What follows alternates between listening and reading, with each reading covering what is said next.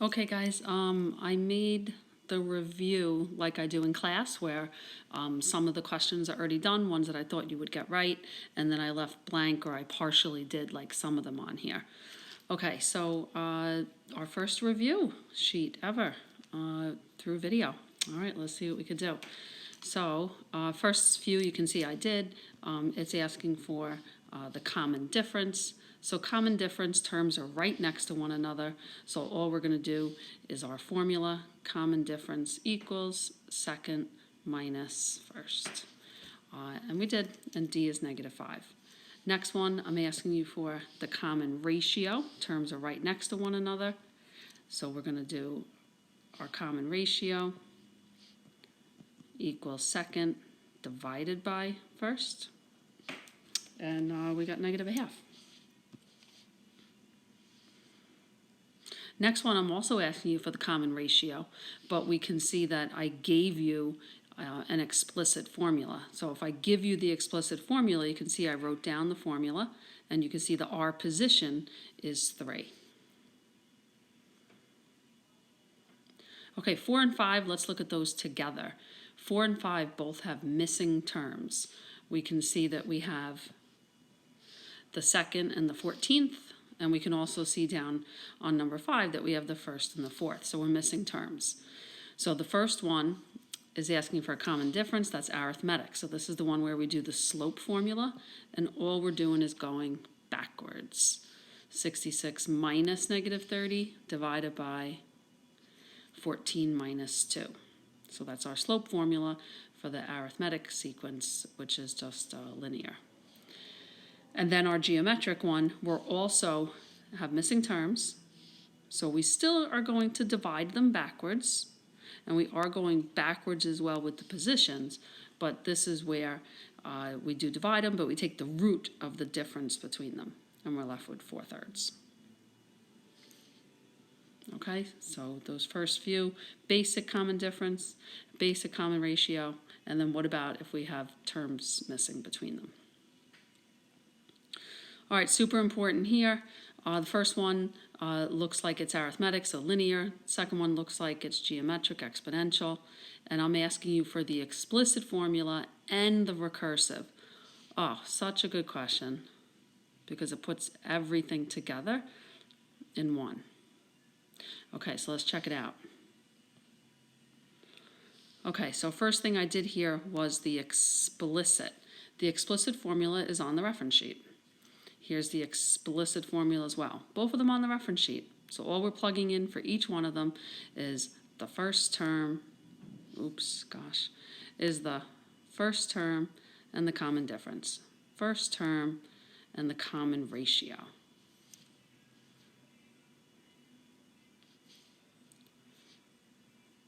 Recursive formula, let's say it. Recursive formula, the next term is the one before it plus 3. Let's say this one. The next term is the one before it times 2. So important to understand the difference between explicit and recursive. Explicit formula can be used to find any term you want. Recursive formula, we really only can use if we know the term before it. Basically, that's it. All right, number 7 I did for you as well. It says, what is the formula for the nth term? So now you have to figure out, is it arithmetic or is it geometric? I think we can see that it's a +2 pattern. You should still do your formula anyway and check and make sure that it does indeed work. Common difference, second minus first. And after we find our common difference, this formula again is right on the reference sheet, and then just substitute in. And remember, when you're making a rule, a formula, a model, we know that we're going to have 2 variables. Here's my y, and here's my x. Formula. Okay, number 8 I only did a little bit. Find the first 4 terms of the recursive sequence. And look, we can tell that, we'll say it again, important to always say this in words, this unit. The next term is the one before it minus 4. Okay, so we want the first 4 terms. So the first term is -3, and then this is a -4 pattern. So we're just going to keep subtracting off 4. So -7, -11, and -15. Okay, big unit here, but I think we can do it. All right, number 9, it looks like I started some of it as well for you. Yeah, because, sometimes they use the n+1. So let's just make a quick number line again. So if I make a number line, and this is n, then here would be n+1. So the way that we would say this is the next term is the one before it plus 3.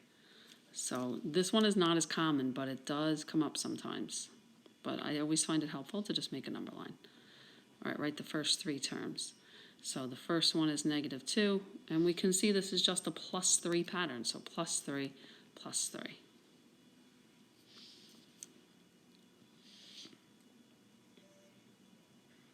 Find the 20th term for the sequence. So notice that I'm asking myself here, is this arithmetic or geometric? You have to ask yourself that first before you can start finding another term. So I decided to do second minus first and see if the common difference is 4. So we keep adding 4, right? Add 4. Oopsie. Add 4, add 4, add 4, and that does indeed work. So if I want to find the 20th term, let's just sub 20 in right here, and then put in the first term and the common difference. And then the right-hand side just goes right into your calculator, and we get 84. Now, just like 10, I'm asking the same thing in number 11. I want you to find the 8th term for this sequence. So what are you asking yourself again? Is this arithmetic or is it geometric?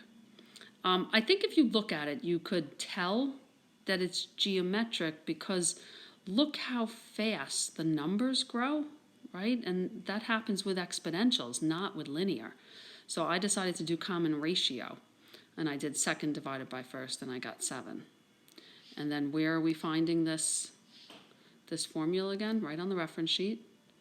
And I want the 8th term. So every place I saw an n, I just put an 8, and then I replace the first term and the common ratio.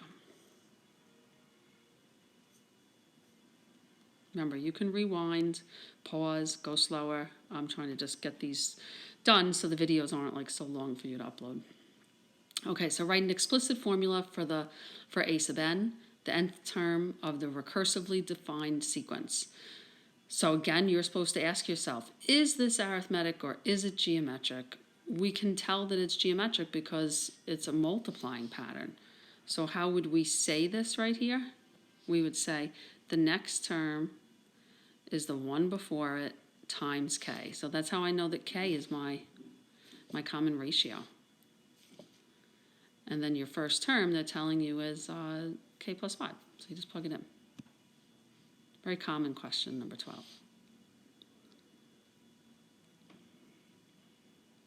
All right, find the first 3 terms of this sequence. Okay, so they're using the n+1 again. So make a number line, real easy to see. So make a number line. Oh gosh, wrong pen. So here is, if this is n, then this would be n+1. So then we can say it. We can say the next term is the one before it times -3.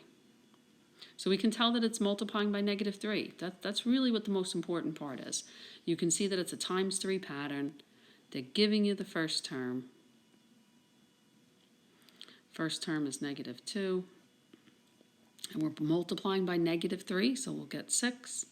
Multiply by -3, and we'll get -18. So we can see we have that alternating sign going on there, and that only can happen in geometrics. That can never happen in a linear.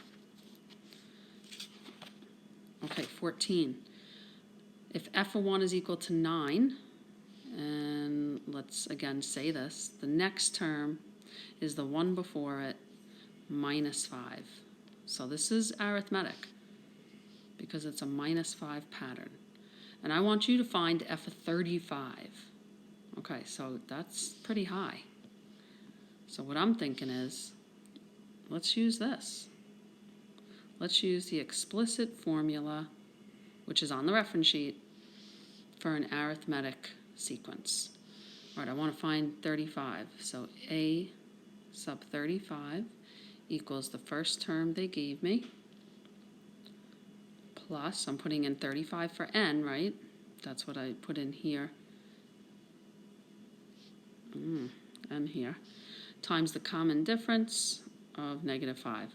So guys, you just have to put the whole entire right-hand side smack right into your calculator. And we get negative 161. Okay, so anytime you want to find a value, you can just use the formula, explicit formula, for arithmetic or geometric, depending on which one it is.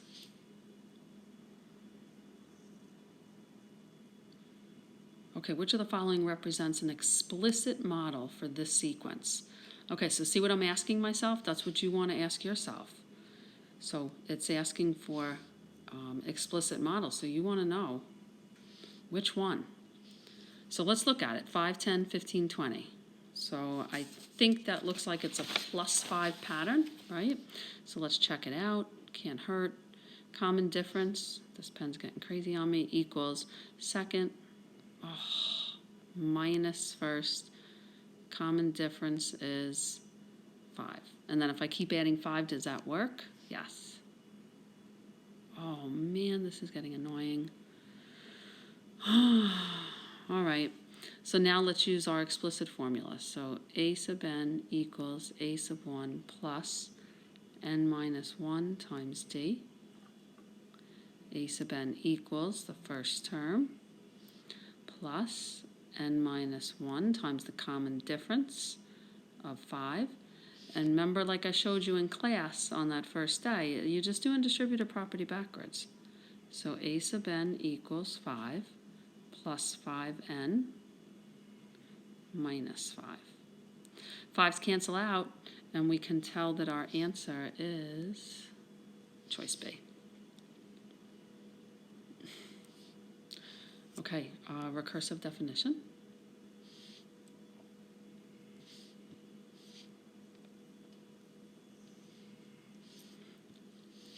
All right, so let's write a recursive definition for each. So very first thing, again, figure out what kind of pattern is this.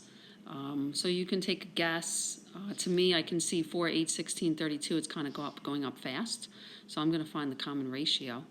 Common ratio, 8 divided by 4, so I get 2. So check and see. Is it a times 2 pattern?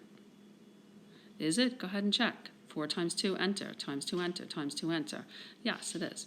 All right, so recursive. When we write a recursive definition, we state the first term, and then we say the next term is the one before it. Oh, shoot. Ignore that little guy. The one before it times 2. So this is it right here. Okay, recursive definition. Next one. Okay, so this one, if we try to do a common difference,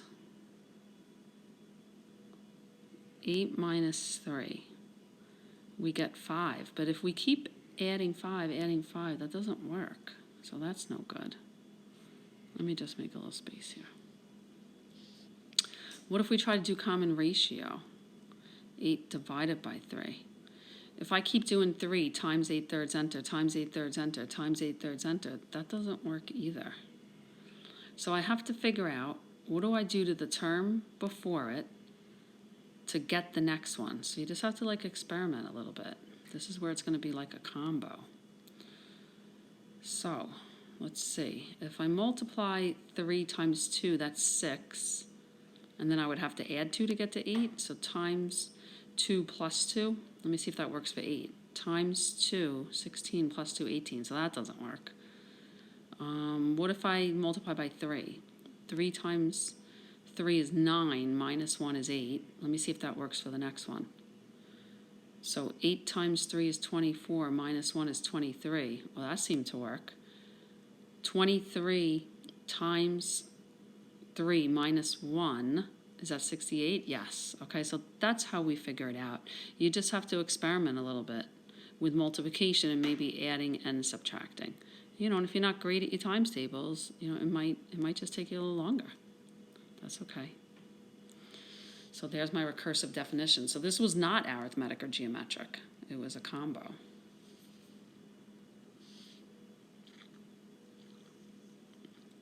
Okay, 17. So 17 I did. I'll just walk you through. It says find the sum of the arithmetic series using the partial sum formula. So this partial sum formula right here, where is it? On your reference sheet. Okay, that's not on your reference sheet. Sorry, that one you have to memorize. Okay, so what does everything stand for? So I have to figure out how many terms I have. Now, I did show you this in the video on the summation day. If I want to find out how many terms there are, you have to take 30 minus 2, and you always add 1 on after you subtract them. That's how many terms there are. So there's 29 terms in the sequence. So 29 goes in for n. And then remember, this stands for the first term. How do you find the first term? Plug in this number. So that's where I get the 5 from. What does this one stand for? The last one. So you plug in 30. And that's where you get 33 from. And then just plug that into your calculator. Remember, pause, rewind, whatever you need to do. I'm trying to just get through the video for you guys. All right, 18. Using the partial sum formula. This one is on our reference sheet. Okay, so this formula can be found on the reference sheet. So let's check it out again. 5 minus 1 plus 1, okay, 5 terms. In order to find the first term, we'll plug in the number 1. Yeah, here too. Okay, so when we plug in, we get 4. What is the common ratio? Okay, so as you guys can see, once I start doing these videos for a long time, the colors stop working. So here's my common ratio right here, 0.5. And throw it in.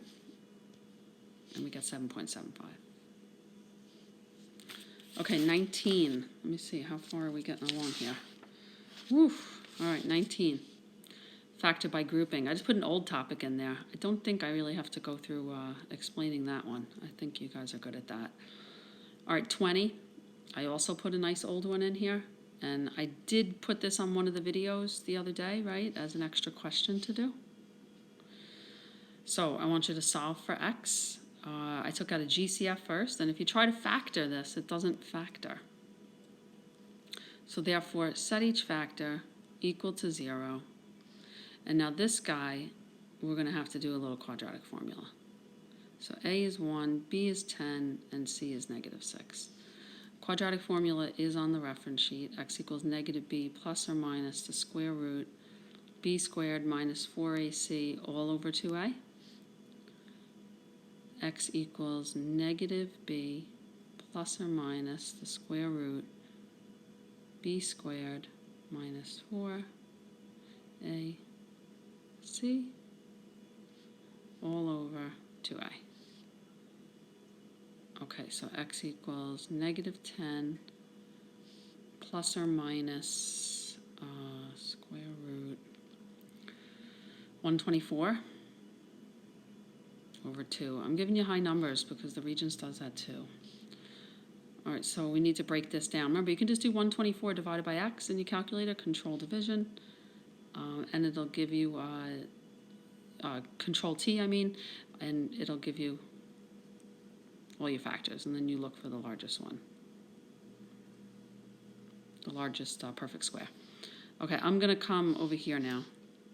So x equals negative 10 plus or minus 2 rad 31 over 2. And then remember, we're just going to do 3 circles, simplify by looking for the GCF. And there we go. Okay, nice old question there that we should be fantastic at. So we'll just keep throwing some old ones in here. All right, another old question that I really need you to be great at, and I will put this on the test as well. So let's go through. Amplitude. Remember, amplitude is always positive. It's the absolute value of the coefficient of the trig function, so that's 2. Frequency is the coefficient of x. Well, here you can see that if I distributed the 4, the coefficient would be 4. Period. Period is, why does that say pi over 2?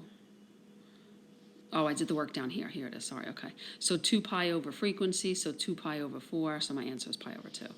Horizontal shift is right in here, but remember that has to be a 1x. And it's the opposite of what you think going sideways, so to the left, pi over 3. The vertical shift, or the midline, is always whatever is plus or minusing at the end there. So y equals 3. Definitely going to put that on the test, okay? A little old material. And this one as well. This is there. It says write the equation of a sine wave whose max is 5, the min is -9, and the period is pi over 4. All right, so if I want to write the equation, I got to find a few things here. So first thing I did was the vertical shift formula, max plus min divided by 2. Then I did the amplitude formula, absolute value of max minus min divided by 2. And then I took the period. Now, I did do this a little differently, so it can be done a couple ways. So I'm going to do this another way as well. The little work right there, so watch. Okay, because it can be done like this as well. I'll come over here. So frequency is 2 pi over period. So frequency, 2 pi over pi over 4. And then we got a little top bottom. Keep the top, multiply by the reciprocal of the bottom. And we still get a frequency of 8. Okay, but there's 2 ways it could be done. But in class, I did it this way. All right, 2 more, guys. Okay, so 2 important word problems, and these are usually on that exam. So I did some of it for you. Let me get a pen. So Alex starts a 4-week boxing program and boxes 5 hours in week 1. So there's my A sub 1. He wants to increase how much he boxes by 9% each week. So I think you guys are pretty good at this. Turn it into a decimal. You know you're increasing. So that's my common ratio. Write an expression in sigma notation to represent his total number of hours spent boxing over the 4-week period. All right, so here we go. We'll write our own sigma. When we're writing it, we can start with n equals 1. We're going up to 4 weeks. Now, so I'm going to make a little space here. So since this is obviously geometric, the formula that goes right here is going to be the explicit formula for a geometric sequence. So a sub n equals the first term times the common ratio raised to the n minus 1. So you just take that formula without the a sub n equals, and you just write it in right there. And there it is. Okay, 1 question left. Here we go. A painter puts $850 in an account each year, which pays 5% interest. Again, you can see everything I did, decimal. It's increasing, so there's my common ratio. Find the sum. So now they want me to find the sum. They want me to add it up of his savings after 11 years using the nth partial sum formula. So where is this? On our reference sheet. And this is geometric. So look on your reference sheet. S sub n equals a sub 1 minus a sub 1 times r to the n over 1 minus r. So I'm doing this for 11 years. So every place I see an n, I'm going to put an 11. First term we saw was 850 minus 850 times the common ratio raised to the nth power over 1 minus the common ratio. Sorry, this should have been 11. Plug in the whole right-hand side carefully into your calculator, guys. And here we go. All right, we made it through our first review sheet through video. Hopefully that went well. Again, my suggestions to you guys are, watch the videos twice, pause them, rewind them, do whatever you need to do. Just go slowly. All right, that's it. Good luck studying. Bye.